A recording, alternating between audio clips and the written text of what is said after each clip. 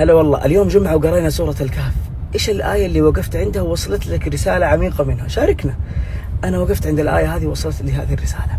وربطنا على قلوبهم إذ قاموا فقالوا. الله يقول أصحاب الكهف لما قاموا من نومهم ما قاموا بخطابات، لا، قاموا بقلوب ربط الله عليها. الله لما يربط على هذه القلوب ترى تشوف الفقر غنى، تشوف المرض عافية، تشوف الضياع هداية، تشوف الشيء اللي مخوفها وموترها أمان، طمأنينة وسكينة.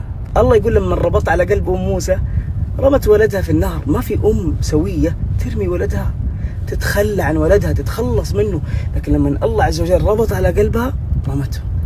بعدين بدأت تفكر بعقلها مو بعاطفتها، بدأت تفكر برحمة الله ولطف الله. ليش؟ لولا أن ربطنا على قلبها. الله عز وجل يقول لك إذا ربط على قلبك يوقف نزيف الخوف وتجيك طمأنينة فوق كل عقل، طمأنينة ما تستوعبها بس تحس فيها.